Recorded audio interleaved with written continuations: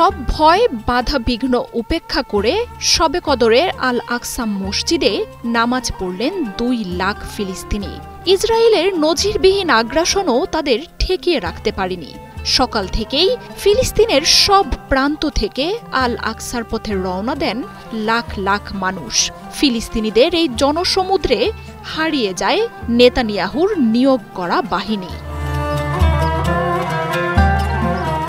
এবারের শবে কদর বিশ্বের অন্যান্য অঞ্চলের মুসলিমদের থেকে ফিলিস্তিনিদের জন্য অনেকটাই ভিন্ন।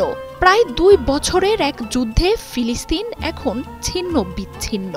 ইসরায়েলি হামলায় নিয়মিতই ঘটছে প্রাণহানি। পরিবার, স্বজন আর ঠিকানা হারানো এসব মানুষ তবুও দমে যাননি। আল্লাহর ইবাদতের জন্য ছুটে এসেছেন আল আকসায়।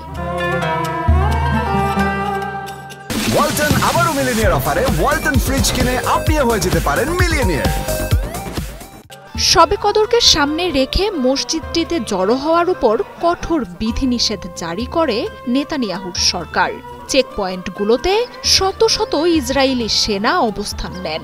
জেরুজালেম শহর অনেকটাই মিলিটারি জোনে পরিণত হয়, কিন্তু লাখো ফিলিস্তিনির সামনে সেসব সেনা ভেসে যায়।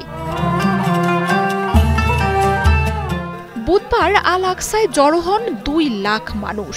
নামাজ আদায়ের জন্য সকাল থেকেই আল আকসার প্রাঙ্গণে জড়ো হতে থাকেন তারা। দুপুরের পরই কানায় কানায় পূর্ণ হয়ে ওঠে মসজিদ প্রাঙ্গণ। 2 লাখ মানুষ অংশ নেন তারাবির নামাজে। এরপর শবে কদরের নফল ইবাদতে অংশ নেন তারা। সারা রাত চলে ইবাদত বন্দিগি।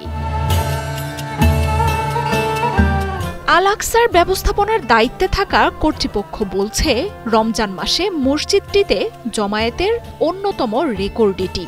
ইসরায়েলি বাহিনী যতই ফিলিস্তিনিদের অস্তিত্ব মুছে ফেলার চেষ্টা করছে, ততই যেন শক্তিশালী হয়ে ফিরে আসছে তারা।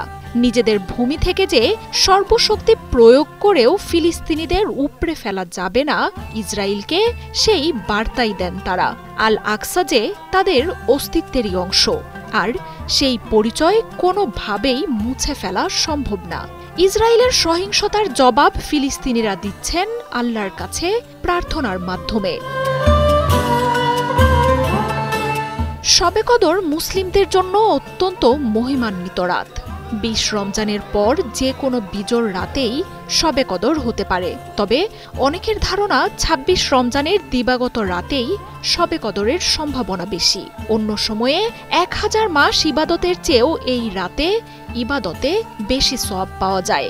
গুনাহ মাফ আর অধিক সওয়াবের আশায় সারা রাত ইবাদত বন্দেগীর মাধ্যমে কাটান বিশ্বের কোটি কোটি মানুষ। মার্জিয়া উপমা, 71।